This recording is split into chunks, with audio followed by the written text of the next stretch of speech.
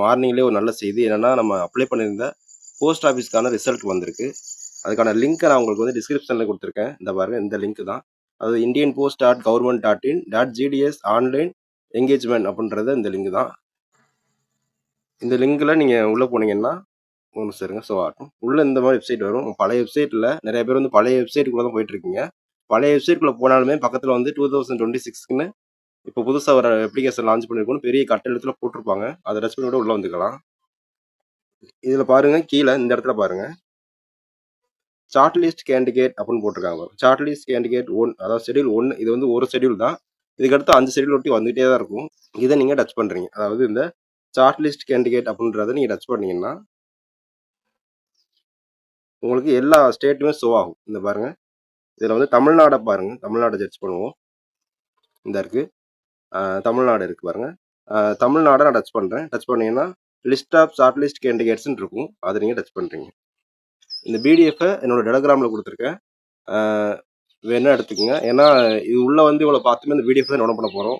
இதுக்கு நீங்கள் உள்ளே வராமல் டேரெக்டாக அந்த பிடிஎஃபை எடுத்து பார்த்துடலாம். நீங்கள் பிடிஎஃப் எடுத்து பார்க்க முன்னாடி உங்களோட அப்ளை பண்ண நீங்கள் அந்த பிடிஎஃப் வச்சுருப்பீங்க, அல்லது ஃபோட்டோ ஏதாவது வச்சுருப்பீங்க. இந்த மாதிரி வச்சுருப்பீங்க, அதாவது இந்த மாதிரி வச்சுருப்பீங்க. அதில் இந்த இடத்துல பார்த்தீங்கன்னா ரெஜிஸ்ட்ரேஷன் நம்பர் அப்படின்னு போட்டிருப்பாங்க.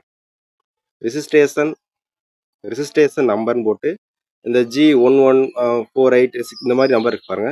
இந்த நம்பரை நீங்கள் வந்து காப்பி பண்ணி வச்சுக்கோங்க. அதாவது காப்பி பண்ணுறது எப்படின்னு தெரியலனா கூட ஒரு எழுதி வச்சுக்கோங்க, இல்லைனா கூகுள் எடுத்தாச்சு. இப்படி எடுத்துகிட்டு கூட நீங்கள் வந்துடுங்க.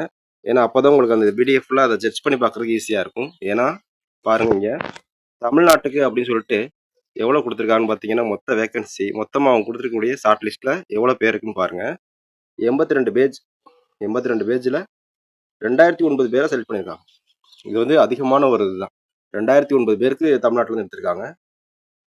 அப்பப்போ நீங்கள் 2009 பேரை சர்ச் பண்ணிட்டு இருக்க முடியாது. அதுக்காக தான் நான் சொல்கிறேன், இந்த மாதிரி பண்ணுங்க. அதாவது இந்த மேலே வந்து சர்ச் பாக்ஸ் இருக்கு பாருங்க, அதை டச் பண்ணி அந்த நம்பரை எங்கேயா சர்ச் பண்ணிடுங்க. சர்ச் பண்ணிங்கன்னா உங்களுக்கே தெரியும், ஓகே தானே? இந்த இடத்துல சர்ச் பண்ணிடுங்க. அந்த மாதிரி சர்ச் பாக்ஸுன்னு மேலே இருக்கும். எல்லா பிடிஎஃப் இதுலையுமே தெரியும் உங்களுக்கு. நிறைய ரிசல்ட் பார்க்கறதுனால தெரிஞ்சிருக்கும். சர்ச் பண்ணுங்க.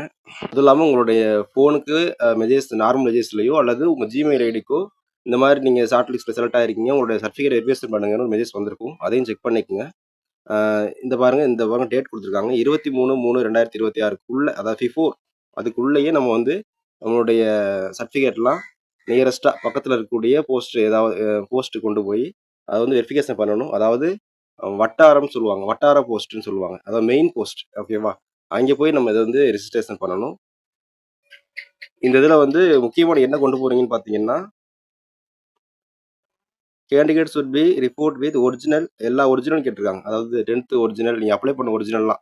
ஓபிசி அப்ளை பண்ணியிருந்தீங்க, அதில் வந்து வந்துருந்துச்சுன்னா ஓபிசி ஒரிஜினல் கொண்டு போகணும். நீங்கள் 2 set of photography for all relevant document, அதாவது எல்லா டாக்குமெண்ட்லையுமே 2 ஜெராக்ஸ் கேட்டிருக்காங்க, அதான் ஃபோட்டோகிராஃபின்னு போட்டிருக்காங்க.